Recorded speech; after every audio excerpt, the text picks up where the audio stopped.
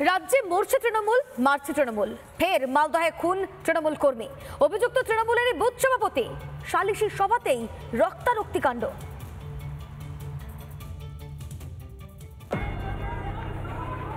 ফের সালিশি সভা। এবার সালিশি সভায় কুপিয়ে খুন তৃণমূল কর্মী। দা নিয়ে ঘুরে বেড়ানোর ছবি ভাইরাল।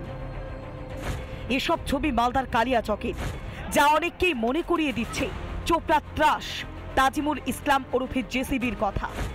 সেবারও এক সালিশি সভার ঘটনা ঘিরে তোলপাড় হয়েছিল রাজ্য রাজনীতি।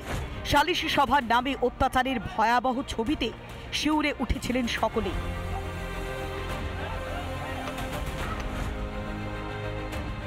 এবার মালদায় সালিশি সভাতেই রক্তারক্তি। শাসক দলেরই দুই গোষ্ঠীর সংঘর্ষে প্রাণ গেল একজন তৃণমূল কর্মীর। তৃণমূলের বুথ সভাপতি শামসুল শেখ এবং একজন তৃণমূল কর্মী একরামুল শেখ। ফসলি জমির ওপরে ট্রাক্টর যাওয়া নিয়ে এই দুজনের মধ্যে বিবাদ।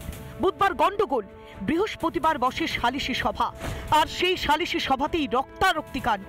এই জমিতে ট্রাক্টর নিয়ে ঝামেলা হয়েছিল, আজকে সেটা মীমাংসা করতে বসেছিল। মীমাংসা পরে এরকম ঝামেলা হলো। আপনাদের কাউকে মেরে দিয়েছে? হ্যাঁ, আমার ভাসুরকে মেরেছে। আপনাদের মেরেছে? আমাদের মানে যা ছিল ফ্যামিলিতে।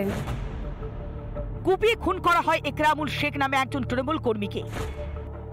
অভিযুক্ত তৃণমূলের বুথ সভাপতি শামসুল শেখ। অভিযোগ, সালিশি সভা ডেকেছিল রাজনগর গ্রাম পঞ্চায়েতের তৃণমূলের পঞ্চায়েত সদস্যের স্বামী মুক্তার শেখ এবং মনিরুল শেখ। কালকে একটা কাকাতো ভাইকে মেরেছিল ওরা চুয়ারে 4-5 জন মিলে। ওটা নিয়ে আমরা আলোচনায় বসেছিলাম, সালিশি সভায় বসেছিলাম। বসার পর সালিশি সভা থেকেই ওরা ধাক্কাধাক্কি করতে করতে বেরিয়ে আসলো।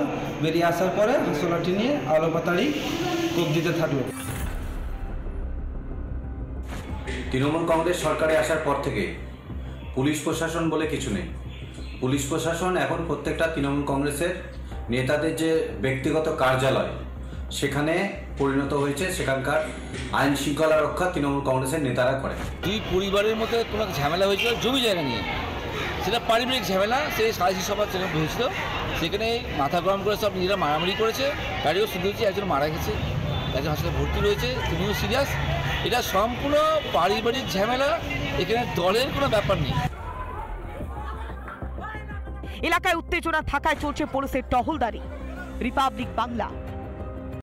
নানা ধরনের কন্টেন্ট দেখার জন্য লাইক করুন, শেয়ার করুন আমাদের ফেসবুক পেজ, সাবস্ক্রাইব করুন আমাদের ইউটিউব চ্যানেল। পাশাপাশি অন্যান্য ব্রেকিং নিউজের জন্য অবশ্যই চোখ রাখুন রিপাবলিক বাংলায়।